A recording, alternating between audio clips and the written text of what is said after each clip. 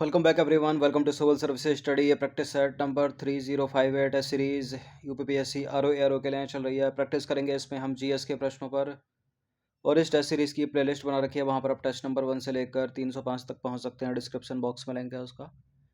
20 प्रश्न है इसमें इंपॉर्टेंट और बड़े बड़े स्टेटमेंट के साथ है, थोड़ा तीव्र गति से चलेंगे। तो पहला स्टेटमेंट, पहला प्रश्न 2 स्टेटमेंट वाला है। क्या है? राज्य चुनाव आयुक्त की जिम्मेदारी पंचायती राज संस्थाओं के चुनाव कराने की होती है और भारत के चुनाव आयुक्त की तरह जो राज्य चुनाव आयुक्त है वो भी स्वायत्त होता है। कौन सा सही है इसमें?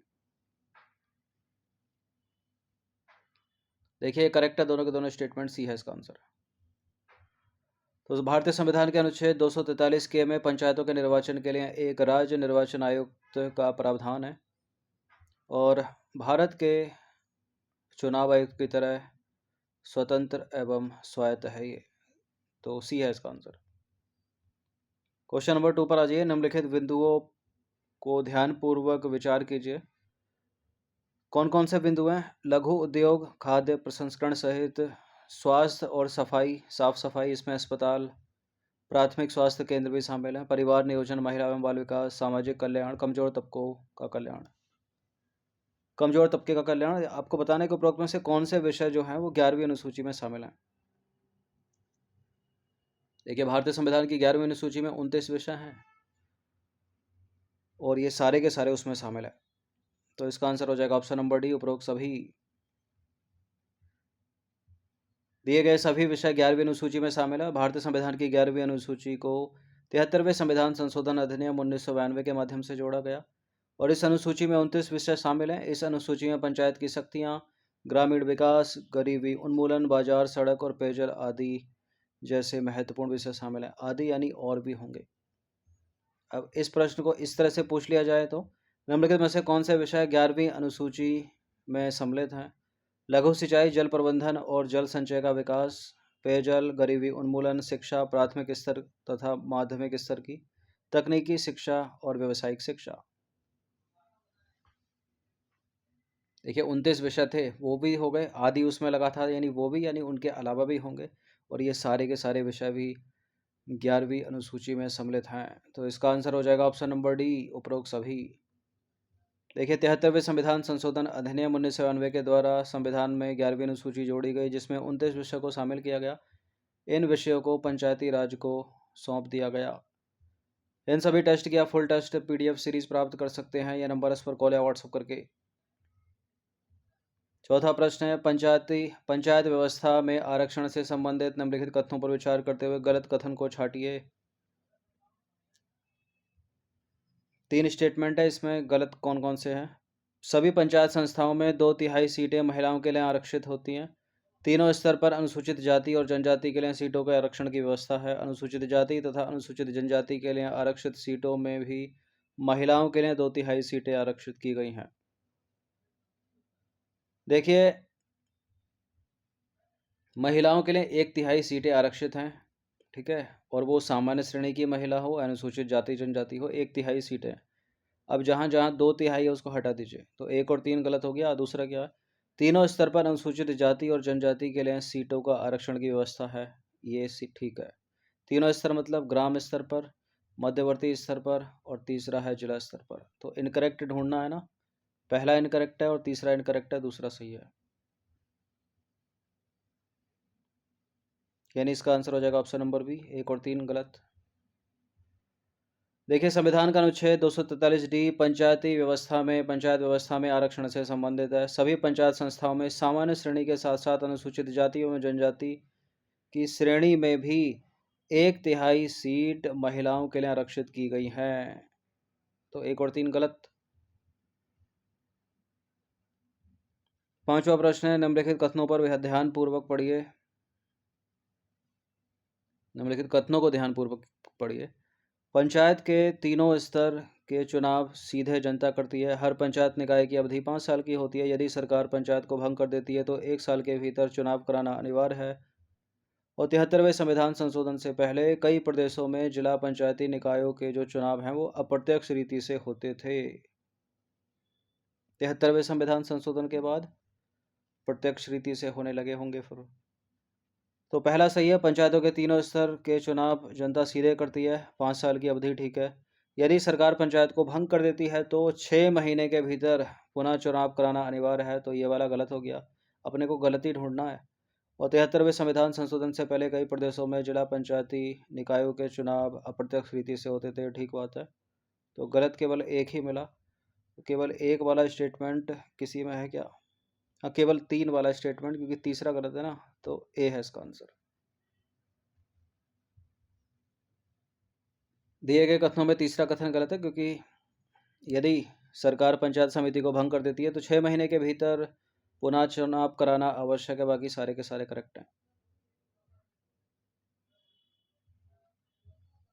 क्वेश्चन नंबर 6 पर आ जाइए। भारतीय संविधान के विषय निम्नलिखित में से भारतीय संविधान के विषय में निम्नलिखित में से कौन सा कथन सही है? विषय में और निम्नलिखित में भी प्रिंटिंग मिस्टेक हो गई है। यह सत्ता की निरंकुशता पर प्रतिबंध लगाता है। यह सामाजिक बदलाव के लिए शांतिपूर्ण लोकतांत्रिक साधन उपलब्ध कराता है। यह समाज के कमजोर वर्गों को उनका उचित हक दिलाने की शक्ति प्रदान करता है। सारे के सारे सही हैं ये।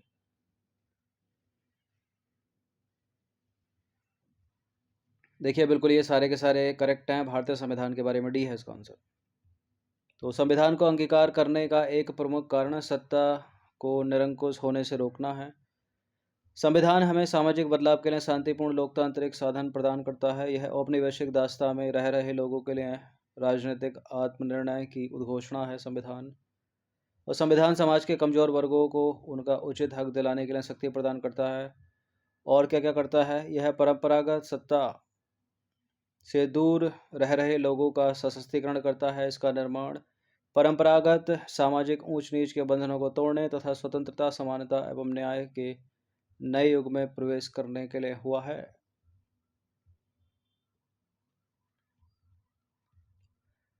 क्वेश्चन नंबर 7 तो स्टेटमेंट वाला। भारत का संविधान अनुसूचित जाति एवं अनुसूचित जनजाति के लिए विधायिका में आरक्षण का प्रावधान करता है। भारत का संविधान अनुसूचित जाति एवं अनुसूचित जनजाति के लिए लोक नियोजन और शिक्षण संस्थानों में आरक्षण संबंधी प्रावधान करता है। बिल्कुल ये करेक्ट है, दोनों के दोनों स्टेटमेंट सी है इसका आंसर। देखिए, अनुसूचित जाति एवं जनजाति के लिए संविधान के अनुच्छेद 330 और अनुच्छेद 332 में संसद और राज्य के विधानमंडलों में आरक्षण का उपबंध किया गया है। अनुसूचित जाति एवं जनजाति के लिए संविधान के अनुच्छेद 15, 4 एवं 5 में शिक्षण संस्थानों, अनुच्छेद 16, 4 में लोक नियोजन और अनुच्छेद 335 में लोक सेवा पदोन्नति में आरक्षण का उपबंध किया गया है।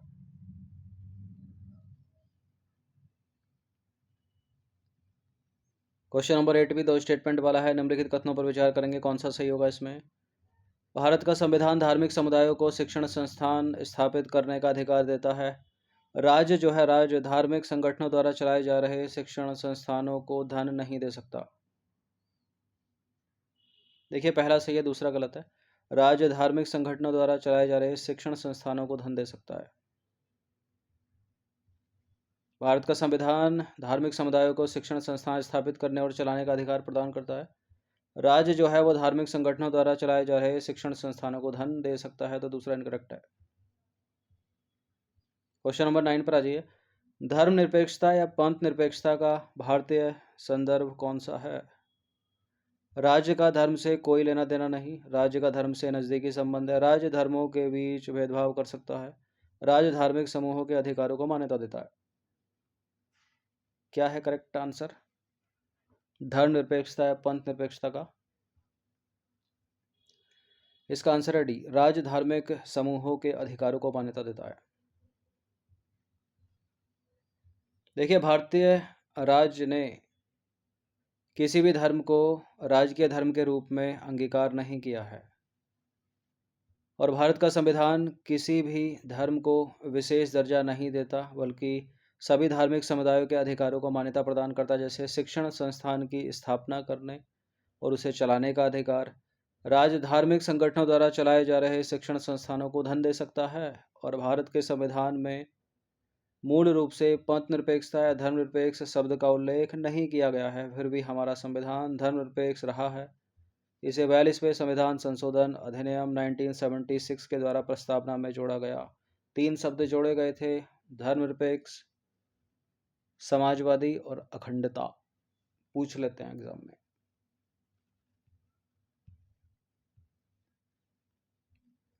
क्वेश्चन नंबर 9 पर आ जाइए। सकारात्मक कार्य योजना के संदर्भ में निम्नलिखित कथनों पर विचार करेंगे। इसे सबसे पहले संयुक्त राज्य अमेरिका में अपनाया गया। इस कार्य योजना का उद्देश्य समाज के वंचित एवं कमजोर वर्गों के अधिकारों की रक्षा करना है। कौन सा सही है? देखिए, सकारात्मक कार्य योजना यूएस में तो 1964-65 में आई, लेकिन भारत में पहले आ गई थी संविधान लागू जब हो रहा था, ठीक है, संविधान निर्माण के समय। तो पहला गलत है, दूसरा वाला सही है। संयुक्त राज्य अमेरिका में नागरिक अधिकार आंदोलन के पश्चात यानी 1964 के पश्चात सकारात्मक कार्य योजना को अपनाया गया, जबकि भारत में यह संविधान प्रारंभ होने के साथ ही प्रारंभ हो गया, ठीक है, 1950 में यानी। और भारत के संविधान में इसके लिए प्रावधान किया गया है, तो पहला गलत हो गया क्योंकि भारत होना चाहिए उसकी जगह। और इस कार्य योजना के द्वारा समाज के वंचित एवं कमजोर वर्गों के अधिकारों की रक्षा, इस कार्य योजना के द्वारा जो राज्य है वो समाज के वंचित एवं कमजोर वर्गों के अधिकारों की रक्षा करता तथा उन्हें समाज की मुख्य धारा से जोड़ता है। 10वां प्रश्न है, निम्नलिखित कथनों में से कौन सा कथन सही है? चार चार कथन है, एक गलत होगा इसमें। नेहरू रिपोर्ट 1928 में उपबंध था कि 24 वर्ष की आयु के प्रत्येक व्यक्ति को लोकसभा में मतदान करने का अधिकार होगा। नेहरू रिपोर्ट 1928 में प्रत्येक व्यक्ति को नागरिक माना गया, जिसने राष्ट्रमंडल में उस प्रत्येक व्यक्ति को भारत का नागरिक माना गया जिसने राष्ट्रमंडल की भू सीमा में जन्म लिया और किसी अन्य राष्ट्र की नागरिकता ग्रहण नहीं की थी। और संविधान का अनुच्छेद 370 जम्मू एवं कश्मीर राज्य के लिए एक अलग संविधान का उपबंध करता था, ठीक है, अब नहीं करता। और चौथा है, संविधान का अनुच्छेद 371 महाराष्ट्र और गुजरात राज्यों के लिए विशेष उपबंध करता है। कोई एक गलत है इसमें। देखिए, पहला इसमें सही है, दूसरा सही है, तीसरा सही है, चौथा गलत है।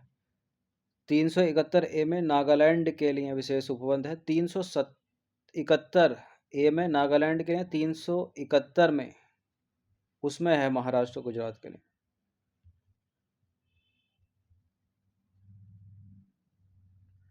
देखिए, मोतीलाल नेहरू ने 1928 में एक रिपोर्ट तैयार की जिसे नेहरू रिपोर्ट के नाम से जाना जाता है। इस रिपोर्ट में नागरिक के मूल अधिकार 24 वर्ष की आयु के प्रत्येक व्यक्ति को लोकसभा में मतदान करने का अधिकार तथा उस प्रत्येक व्यक्ति को नागरिक माना गया जिसने राष्ट्रमंडल की भूसीमा में जन्म लिया और किसी अन्य देश की नागरिकता ग्रहण नहीं की थी। और संविधान का अनुच्छेद 370 जम्मू एवं कश्मीर राज्य के लिए विशेष उपबंध करता था। जम्मू कश्मीर भारत का एकमात्र राज्य था जिसका अपना संविधान था, किंतु अब नहीं है। अब वह एक केंद्र शासित प्रदेश बन गया है, लद्दाख उससे अलग हो गया है। और संविधान के अनुच्छेद 371 में जो है नागालैंड के लिए विशेष उपबंध है, जबकि 371 में महाराष्ट्र में गुजरात के लिए है, इसलिए गलत है डी। 11वां प्रश्न इंपॉर्टेंट, एग्जाम में कई बार पूछा गया। भारतीय संविधान को औपचारिक रूप से कब लागू किया गया है, पूछ रहा है। तो 26 नवंबर 1950 को। देखिए, 26 नवंबर 1949 को संविधान को अंगीकृत किया गया और 26 जनवरी 1950 को संविधान को औपचारिक रूप से लागू किया गया। प्रिंटिंग मिस्टेक हो गई क्या? 26 जनवरी 1950 होना चाहिए, ठीक है, यहाँ जनवरी आएगा, ये बी होगा। पूछा क्या है? लागू किया गया 26 जनवरी 1950, ठीक है, 26 जनवरी, और यहाँ बी होगा।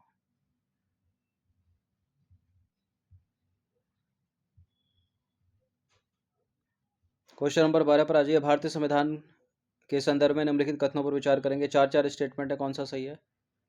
देखिए, समय की आवश्यकता अनुसार संविधान में संशोधन किए जा सकते हैं। संवैधानिक बात की एक से अधिक व्याख्याएं हो सकती हैं। भारतीय संविधान में कठोरता तथा लचीलेपन का उचित समन्वय है और भारतीय संविधान एक जीवंत दस्तावेज है।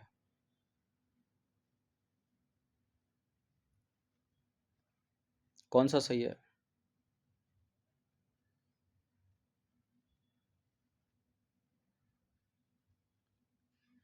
देखिए, सारे के सारे सही हैं, डी है इसका आंसर।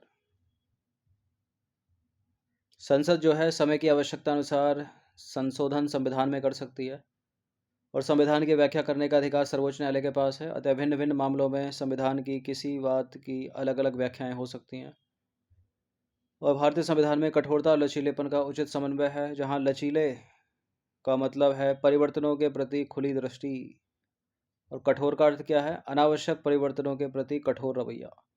परिवर्तनों के प्रति उदार रवैया के कारण ही हमारा भारतीय संविधान जीवंत दस्तावेज कहलाता है। हमारा संविधान कोई जड़ और अपवर्तनीय दस्तावेज नहीं है। भारतीय संविधान में संशोधन के लिए कौन सा अनुच्छेद समाहित है? अनुच्छेद 2, अनुच्छेद 3, अनुच्छेद 364, अनुच्छेद 368। भारतीय संविधान में संशोधन अनुच्छेद 368। रुकिए, ये क्लॉज वाला है, मतलब एक से अधिक उत्तर हो सकते हैं इसके, यानी उपरोक्त सभी भी हो सकते हैं, केवल 4 भी हो सकता है, लेकिन एक ही है 368, तो केवल एक ही ए है इसका आंसर। यहाँ थोड़ा टफ करने की कोशिश की गई है एक से अधिक उत्तर देकर, ठीक है, जबकि इसको ABCD करके ही पूछा जा सकता था, वो आसान हो जाता। तो संविधान के भाग 20 में भाग 20 है और अनुच्छेद है 368। इसमें संविधान में संशोधन संबंधी प्रावधान है। संशोधन 3 प्रकार के: साधारण बहुमत से, विशेष बहुमत से और विशेष बहुमत के साथ कम से कम आधे राज्यों के विधानमंडलों का समर्थन भी। देखिए, संसद द्वारा साधारण तरीके से किया गया संशोधन को संविधान संशोधन का अंग नहीं माना जाता, क्योंकि इसमें संसद सामान्य बहुमत से विधि बनाती है। संविधान संशोधन विधेयक कैसे होगा? विशेष बहुमत के साथ कम से कम आधे से अधिक राज्यों के विधानमंडल का समर्थन भी चाहिए उसके लिए। क्वेश्चन नंबर 14 पर आज निम्नलिखित कथनों पर विचार करते हुए सत्य कथन को छांटिए। संविधान संशोधन में संसद के अलावा किसी अन्य निकाय या संविधान आयोग की कोई भूमिका नहीं होती। संविधान संशोधन विधेयक को राष्ट्रपति के अनुमोदन के लिए भेजा जाता है और इस मामले में राष्ट्रपति पुनर्विचार के लिए नहीं कह सकता। मान लीजिए कोई संविधान संशोधन विधेयक है, लोकसभा ने उसको पास किया, फिर राज्यसभा ने उसको पास किया, अब वो जाएगा प्रेसिडेंट के पास, राष्ट्रपति के पास, तो राष्ट्रपति बाध्य हो जाएंगे उसको अपनी सहमति देने के लिए। लेकिन यही अगर कोई साधारण विधेयक है तो उसको पुनर्विचार के लिए लौटा सकता है किसी भी आयोग को, किसी भी सदन को। तो फिलहाल ये दोनों के दोनों स्टेटमेंट सही हो जाते हैं। सी है इसका आंसर। देखिए, संविधान में संशोधन केवल संसद के द्वारा ही किया जा सकता है। जब संविधान संशोधन विधेयक को राष्ट्रपति के समक्ष अनुमति के लिए भेजा जाता है तो राष्ट्रपति को अनुमति देना अनिवार्य है। 15 प्रश्न है, संविधान संशोधन विधेयक के संदर्भ में निम्नलिखित कथनों पर विचार कीजिए। इसे संसद के दोनों सदनों से स्वतंत्र रूप से विशेष बहुमत से पारित होना आवश्यक है, और इस संदर्भ में संसद के दोनों सदनों में सहमति न बन पाने पर राष्ट्रपति संयुक्त बैठक बुला सकते हैं। असत्य ढूंढना है कौन सा। देखिए, संयुक्त बैठक का प्रावधान साधारण विधेयक के मामले में, संविधान संशोधन विधेयक के मामले में नहीं। उसमें तो अनुमति उनको देनी पड़ेगी, तो गलत है दूसरा स्टेटमेंट। अच्छा, गलत ही ढूंढना है अपने को, तो दूसरा बी। देखिए, संविधान संशोधन विधेयक संसद के दोनों सदनों में विशेष बहुमत और सदन की कुल सदस्य संख्या का बहुमत और सदन में उपस्थित और मतदान देने वाले सदस्यों के 2/3 बहुमत द्वारा पारित होना आवश्यक है, तो पहला वाला सही है। दूसरा गलत है, क्योंकि साधारण विधेयक के मामले में संविधान के अनुच्छेद 108 के तहत राष्ट्रपति दोनों सदनों के बीच गतिरोध होने पर संयुक्त बैठक बुला सकते हैं, यानी ज्वाइंट सिटिंग। किंतु संविधान संशोधन विधेयक के मामले में संयुक्त बैठक का कोई प्रावधान नहीं है। 16वां प्रश्न है 2 स्टेटमेंट वाला और गलत कथन ढूंढना है। संविधान के 15वें संशोधन के द्वारा उच्च न्यायालयों के न्यायाधीशों की सेवानिवृत्ति की आयु 60 से बढ़ाकर 62 कर दी गई, और संविधान के 55वें संशोधन के द्वारा सर्वोच्च न्यायालय के न्यायाधीशों के वेतन में वृद्धि की गई। असत्य कौन सा है इसमें? देखिए, कोई भी असत्य नहीं है, ये दोनों के दोनों सत्य हैं, यानी कोई भी गलत नहीं है। तो कोई भी गलत नहीं है इसमें, तो आंसर क्या लगाएंगे? ना तो 1 और ना ही 2, क्योंकि ये दोनों के दोनों सही हैं। क्वेश्चन नंबर 17 पर आ जाइए। संविधान के 42वें संशोधन के द्वारा क्या क्या शामिल या परिवर्तित किया गया? इसके द्वारा लोकसभा की अवधि को 5 वर्ष से बढ़ाकर 6 वर्ष कर दिया गया। क्यों? अभी तो लोकसभा 5 साल तक करती है काम, यानी इसके बाद भी किसी संशोधन में घटाया गया होगा। फिर इसके द्वारा मूल कर्तव्यों को शामिल किया गया था। इसके द्वारा संविधान की प्रस्तावना में परिवर्तन किया गया। इसके द्वारा 7वीं अनुसूची में परिवर्तन किए गए। क्या क्या किया गया, नीचे कूट है। देखिए इसके द्वारा लोकसभा की अवधि को 5 वर्ष से बढ़ाकर 6 वर्ष कर दिया गया, करेक्ट है पहला। हालांकि 44वां संविधान संशोधन हो उसके उसमें एज इट इज कर दिया गया, फिर से 5 वर्ष कर दिया गया। मूल कर्तव्यों को शामिल किया गया, बिल्कुल। चौथे का ए, 51 का ए जोड़ा गया। सरदार स्वर्ण सिंह समिति की सिफारिश पर प्रस्तावना में परिवर्तन किया गया, 3 शब्द जोड़े गए, समाजवादी, अखंडता और पंथ निरपेक्ष या धर्मनिरपेक्ष, और 7वीं अनुसूची में परिवर्तन किया गया। सब कुछ किया गया, ये तो डी है इसका आंसर। मिनी कॉन्स्टिट्यूशन बोलते हैं इसको, छोटा संविधान। देखिए संविधान के 42वें संशोधन के द्वारा लोकसभा की अवधि को 5 वर्ष से बढ़ाकर 6 वर्ष कर दिया गया, लेकिन 44वें संविधान संशोधन के द्वारा पुनः 5 वर्ष कर दिया गया। इसके द्वारा संविधान के भाग 4 अनुच्छेद 51 ए जोड़ा गया। इसे स्वर्ण सिंह समिति की सिफारिश के आधार पर शामिल किया गया, यानी मूल कर्तव्य इसमें जोड़े गए, फंडामेंटल ड्यूटीज। इसके द्वारा प्रस्तावना उद्देशिका में परिवर्तन किया गया, यानी 3 शब्द जोड़े गए, समाजवादी, पंथ निरपेक्ष या धर्मनिरपेक्ष एक ही बात है, और अखंडता। और इसके द्वारा 7वीं अनुसूची में परिवर्तन कर केंद्र को किसी राज्य में कानून एवं व्यवस्था बनाए रखने के लिए सैन्य बल भेजने की शक्ति को जोड़ा गया।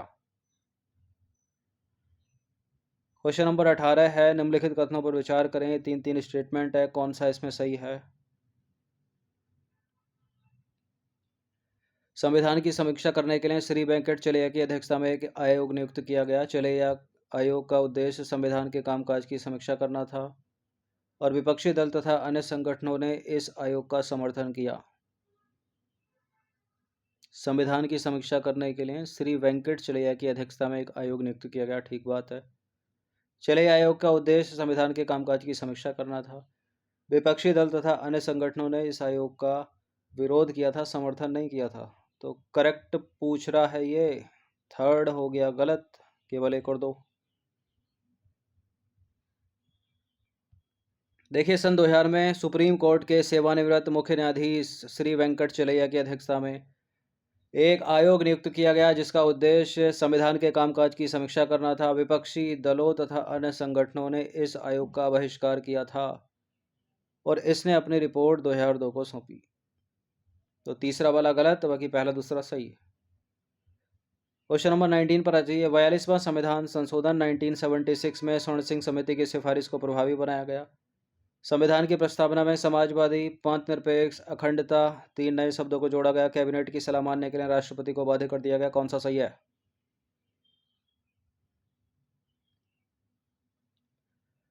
बिल्कुल, स्वर्ण सिंह समिति की सिफारिश को प्रभावी बनाया गया, तभी तो मूल कर्तव्य आए। प्रस्तावना में संशोधन किया गया, कैबिनेट की सलाह मानने के लिए राष्ट्रपति को बाध्य कर दिया गया। सारे के सारे सही डी। देखिए ये सबसे महत्वपूर्ण संशोधन है। इसे लघु संविधान यानी मिनी कॉन्स्टिट्यूशन के रूप में भी जाना जाता है। इसने स्वर्ण सिंह समिति की सिफारिशों को प्रभावी बनाया। संविधान की प्रस्तावना में समाजवादी, पंथ निरपेक्ष, अखंडता 3 शब्दों को जोड़ा गया। एक नए भाग चौथे का में नागरिकों के लिए मूल कर्तव्य को जोड़ा गया, इसकी बात हो रही है।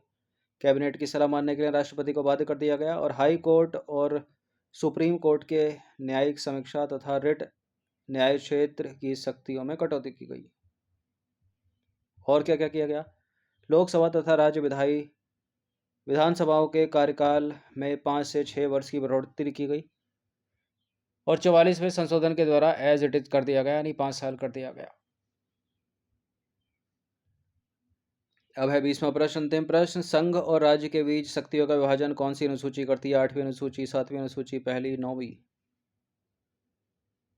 देखिए वही है जिसमें संघ सूची, राज्य सूची, संवर्ती सूची है, यानी होगी ये 12 अनुसूचियां भारतीय संविधान में। 12 की 12 इंपॉर्टेंट है, किसी से भी प्रश्न बनते हैं हर साल। 7वीं अनुसूची है, इसका आंसर बी। देखिए भारतीय संविधान की 7वीं अनुसूची केंद्र और राज्य सरकारों के बीच शक्तियों के विभाजन से संबंधित है। यह भारतीय संविधान की 12 अनुसूचियों का एक हिस्सा है।